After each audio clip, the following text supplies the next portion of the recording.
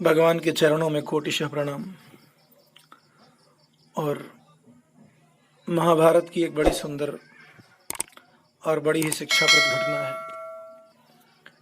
और ये ऐसी घटना है जो हमारे जीवन की दशा और दिशा दोनों बदल देगी।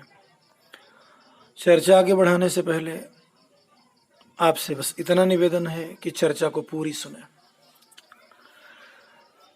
संसार के हर मानव के कल्याण के लिए चर्चा जरूरी है और सबको श्रवण करना है, सबके लिए हितकारी है। महाभारत का युद्ध आरंभ होता है, उससे पहले अर्जुन और दुर्योधन दोनों अपने सभी सगे संबंधियों, हित मित्रों और रिश्तेदारों के यहाँ सहायता मांगने के लिए जाते हैं। और यह गृह युद्ध था।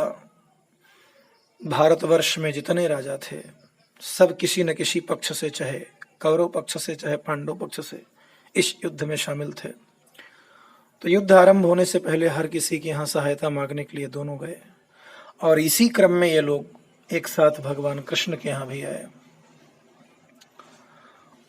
श्री कृष्ण के यहाँ अर्जुन और दुर्योधन दोनों साथ साथ आते हैं, और हमारे भीतर भी ये साथ साथ ही आते हैं। आपको बड़ा सावधान हो जाना है इस चर्चा पर।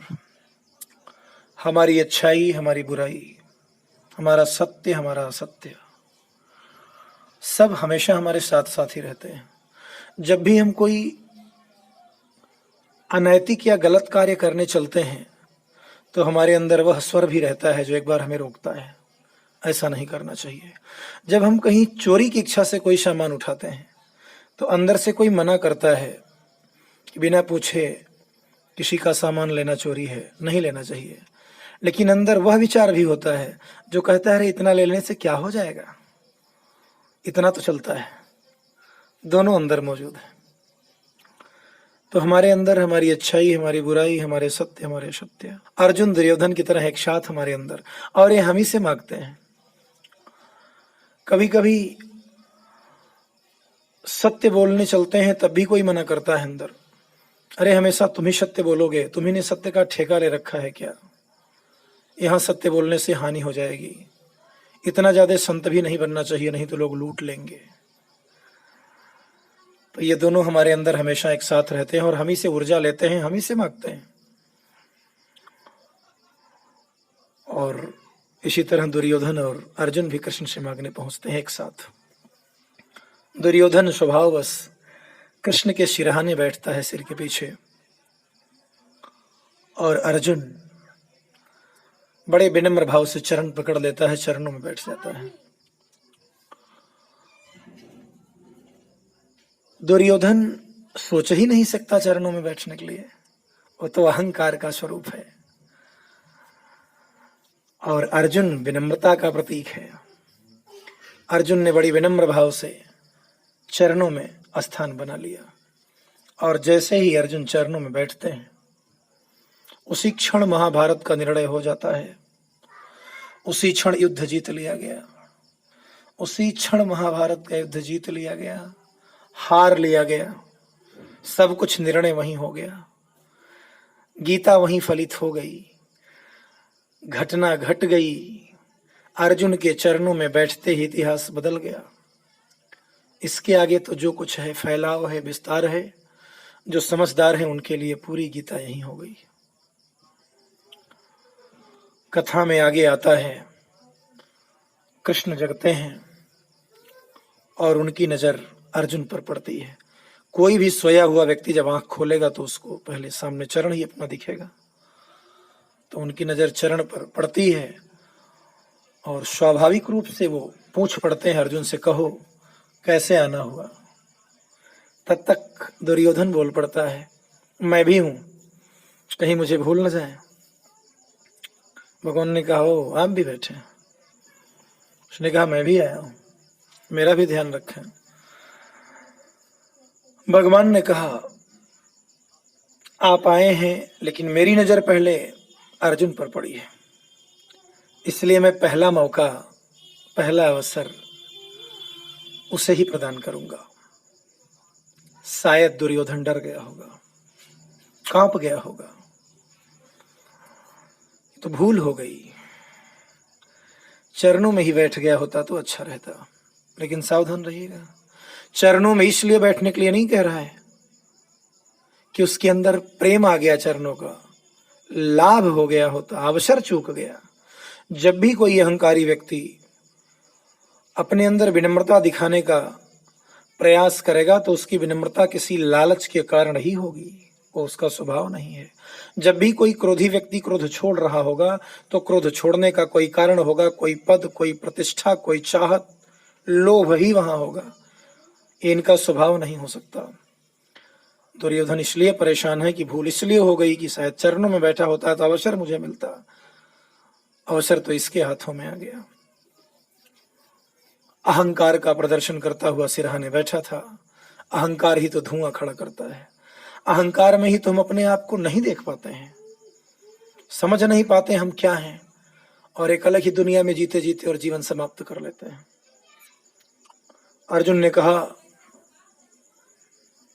युद्ध निश्चित है, युद्ध होगा, अब टाला नहीं जा सकता, और हम दोनों आपकी सहायता मांगने आए हैं। हम हर जगह सहायता मांगने गए थे और आपसे भी सहायता मांगने आए हैं। कृष्ण कहते हैं कि तुम दोनों मेरी सहायता चाहते हो तो फिर एक ही उपाय है, कोई मुझे मांग ले और कोई मेरी नारायणी सेना ले ले। भगवान कृष्ण की सेना है जो विश्व विजय करने में सक्षम है, समर्थ है।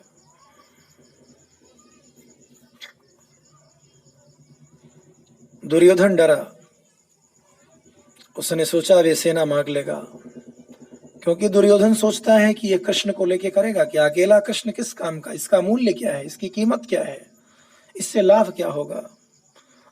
अवसर तो अर्जुन को मिला है, इसकी विशाल विश्व विजय करने वाली सेना कोई मांग लेगा, मैं तो ठगा गया, मुझसे तो भूल हो गई। लेकिन दुर्योधन तब और चौंका जब अर्जुन ने अपना निर्णय सुनाया। अर्जुन ने कहा, अगर यही है तो मैं आपको मांगता हूं।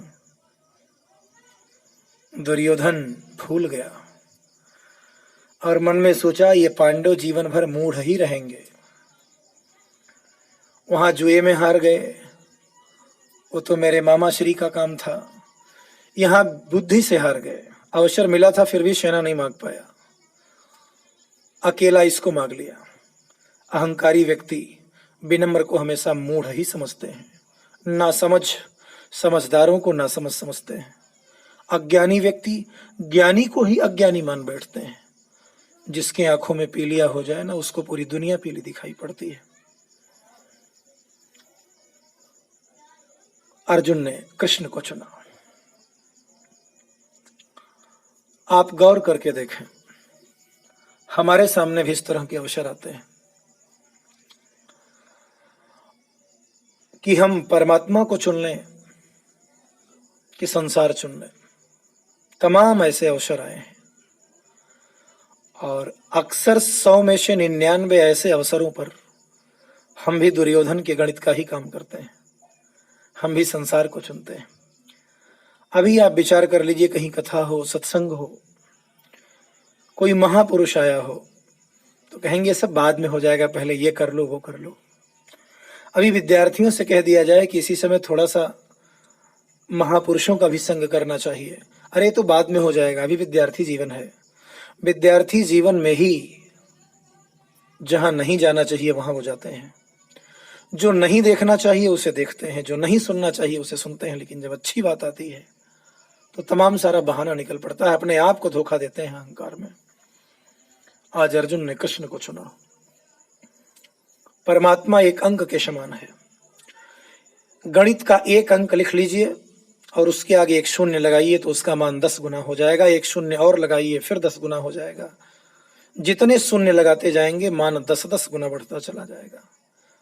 आप सोचो, हमने एक लिख लिया और एक के आगे एक शून्य लगाया तो 10 बन गया, एक शून्य और लगाया 100 बन गया, एक शून्य और बढ़ाया 1000 बन गया, और अगर उस एक को हटा दें तो फिर सब शून्य रहेंगे। इसी तरह परमात्मा अकेला एक अंक के समान है। उसे जीवन में लेकर के जब हम आगे बढ़ते हैं किसी भी क्षेत्र में तो 10-10 गुना हम सफल होते हैं, और जब उन्हीं को छोड़ देते हैं तो फिर हम शून्य हो जाते हैं। सुंदरकांड में गोस्वामी तुलसीदास जी लिखते हैं, जानत हूं अस स्वामी बिसारी, फिरे ही ते काहे न हो ही दुखारी। ऐसे भगवान को छोड़ करके जो कहीं मन लगाते हैं वो दुखी ही होते हैं। अर्जुन ने सूझ का परिचय दिया। उस अकेले कृष्ण को चुनकर अर्जुन जीत गया। और अंधी ऊर्जा और अंधी फौजों को चुन करके दुर्योधन को क्या मिला पूरी दुनिया जानती है। महाभारत का युद्ध शुरू हुआ, दोनों तरफ से सेनाएं खड़ी हैं, बड़े भयानक अस्त्र शस्त्र दिखाई पड़ रहे हैं। शंखनाद शुरू हो गया, रणभेरी बज उठी।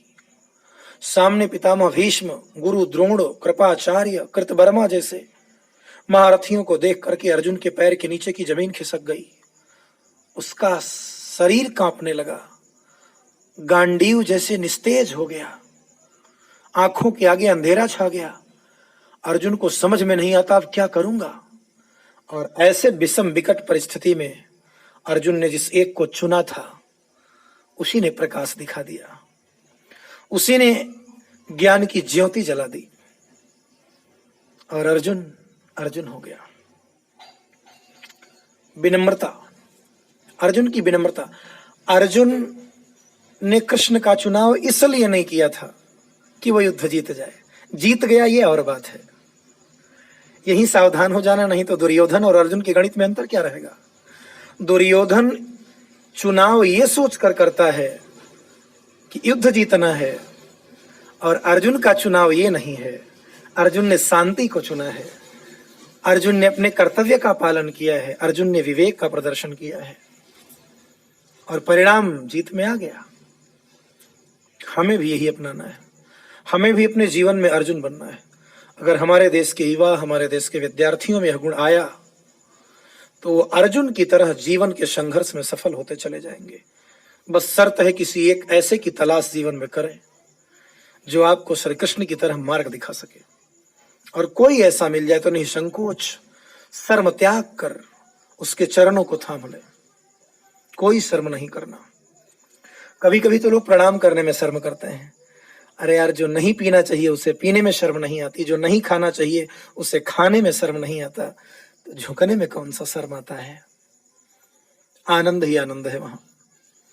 और एक चीज पर आप ध्यान देंगे, ऐसा कोई व्यक्ति सृष्टि का नहीं है जिसके अंदर अच्छे विचार और दुर्विचार न रहते हों। सुंदरकांड में गोस्वामी जी लिखते हैं, तुलसीदास जी, सुमति कुमति शवके उर रही, नाथ पुराण निगम असि कहीं। अच्छा विचार और दुर्विचार हर किसी के अंदर है, बस जिसको संग अच्छों का मिल गया उनके अच्छे विचार बढ़ जाते हैं, सद विचार बढ़ जाते हैं, सत्कर्म उनसे होने लगता है। और जिन्हें बुरों का संग मिल जाता है उनका अच्छा विचार दब जाता है, दुर्विचार बढ़ जाते हैं। और जब दुर्विचार बढ़ता है तो दुष्कर्म शुरू होते हैं और दुष्कर्म का परिणाम पतन ही होता है, विपत्ति आ जाती है उनके यहाँ, विपत्ति में फंस जाते हैं वो। भागवत में बड़ा स्पष्ट लिखा है, विपत्ति किसे कहते हैं, सुख किसे कहते हैं। मैं जो कुछ आपके सामने भगवान की कृपा से बोल रहा हूं ये मेरा अपना कुछ नहीं है, जैसा भगवान की कृपा से मुझे मिल रहा है, मैं जान पा रहा हूं, जैसा मैंने सुना है वो आपको सुना रहा हूं। परिभाषा लिखी है श्रीमद् भागवत में, विपद विस्मरणम विष्णु संपत्ति नारायण स्मृति। भगवान को भूल जाना ही विपत्ति है और जितने देर उनकी याद आती रहे, उनकी कथा में हम निमग्न रहे, वो सब संपत्ति है। यही बात सुंदरकांड में हनुमान जी कहते हैं। तुलसीदास जी ने लिखा है, भगवान राम से हनुमान जी कहते हैं, कह हनुमंत विपति प्रभु सोई, जब तब सुमिरन भजन न होई। जब आपका स्मरण ना हो, आपका भजन ना हो, आपकी कथा ना मिल रही हो, महापुरुषों के चरणों में बैठने का अवसर ना मिल रहा हो, जो कुछ है सब विपत्ति है। कभी थोड़ा सा मौका निकाल करके जीवन की चीजों को मृत्यु के कसौटी पर कस लिया करें, आपको स्वतः सब कुछ दिखेगा। अब पदीपो भव, आप अपने उजाले स्वयं बनिए। आप जरा सोचिए, आप जहां हैं इस समय, विद्यार्थी हैं, युवा हैं, अभिभावक हैं, महिला हैं, पुरुष हैं, जो कुछ है आप इस समय जहां हैं वहां इतना विचार कर लीजिए कि अगर इसी क्षण मेरा मृत्यु हो जाए तो आज तक मैंने जो सीखा है, जो पाया है, जो इकट्ठा किया है, जो जाना है, उसमें से कौन मेरा साथ देगा। और अगर ऐसा आप विचार करेंगे तो किसी को नहीं पाएंगे। मृत्यु के एक झटके में अपने पराये हो जाते हैं, जाना अनजाना हो जाता है और सब अपने आप आपको मिट्टी दिखने लगेगा। पढ़ने के लिए तो हम हिंदी अंग्रेजी के तमाम किताबों में पढ़ लेते हैं कि मरने वाले व्यक्ति के साथ सिर्फ धर्म जाता है, लेकिन क्या कभी हमने प्रयास किया जानने का कि वो धर्म क्या है। यक्ष ने युधिष्ठिर से प्रश्न किया। हम हाई स्कूल की इंग्लिश की किताब में पढ़ते हैं, हमने पढ़ा दिया, आपने पढ़ लिया, परीक्षा में लिख दिया, नंबर मिल गया, बस जीवन में तो आना नहीं है। यक्ष युधिष्ठिर से प्रश्न करता है कि कोई व्यक्ति महान कैसे बनता है। युधिष्ठिर जवाब देते हैं, शास्त्रों को पढ़ करके नहीं, किताबों का अध्ययन करके नहीं, विद्यालय जा करके नहीं। कोई व्यक्ति महान महापुरुषों के संग से बनता है, और संग हमारा कैसे लोगों का है हम आप भली भांति जानते हैं। हमें अनायास के जगहों पर जाने का समय है, लेकिन ऐसा नहीं। तो कथा हमें संदेश देती है कि हम जीवन में अर्जुन बने। महापुरुषों के चरणों में बैठने में कोई सोच नहीं, उनकी सेवा में जरा सा झिझक नहीं, कभी शर्म नहीं करना। भगवान कृष्ण राजसूय यज्ञ में जूठी पत्तल उठाते हैं, आप भी पढ़े होंगे, जानते होंगे। राजसूय यज्ञ युधिष्ठिर ने किया, वहां सारे कार्य राजाओं को करने थे। ब्राह्मणों के पैर धुलने का काम और जूठी पत्तल उठाने का काम भगवान कृष्ण ने किया। और कथा कहती है जो दुनिया में छोटे से छोटे काम को बड़ी सहजता और सरलता शालीनता से करता है वो कृष्ण बनता है। इस कथा का उद्देश्य है, संदेश है, शिक्षा है कि हम जीवन में अर्जुन बने। आप अर्जुन की तरह विनम्र अपने को बनाइए, गीता आपके अंदर प्रकट होने के लिए तत्पर खड़ी मिलेगी। आप किसी संत महापुरुष के सामने अपने को समर्पित तो कीजिए, वो अपने ज्ञान की गंगा आप में उड़ेलने के लिए तैयार मिलेंगे। बस देर इतनी है हम उस अर्जुन की तरह अपने को बना लें। तो महाभारत की कथा से संदेश मिला कि संसार चुनने, परमात्मा चुनने का अवसर हमारे सामने हो तो आप परमात्मा को चुने, भगवान को चुने, महापुरुषों को चुने, क्योंकि जीवन में इन्हीं की शिक्षाओं का, इन्हीं की कृपा का सहयोग लेकर के आगे बढ़ा जा सकता है। बाकी किसी के साथ आज तक कुछ नहीं गया। रोटियां इकट्ठा करने में इतने न लग जाएं कि इकट्ठा करते करते खाने का ही समय निकल गया। तो इकट्ठा किस लिए आपने किया? जो कुछ हम सीख रहे हैं, जान रहे हैं, किस लिए, ये जान लेना जरूरी है। तो जीवन में अर्जुन अगर बनेंगे आप तो कृष्ण की गीता आपके हृदय में प्रकट होने के लिए तैयार मिलेगी आपको, और जीवन के हर संघर्ष में आप सफल होंगे। और अर्जुन बनना है तो किसी गुरु द्रोणाचार्य के चरणों में समर्पित होना ही पड़ेगा। आज की वाणी यहीं विराम करते हैं। जो कुछ भगवान की कृपा से समझ में आया, चर्चा की गई, फिर अगले वीडियोस में मिलेंगे। धन्यवाद।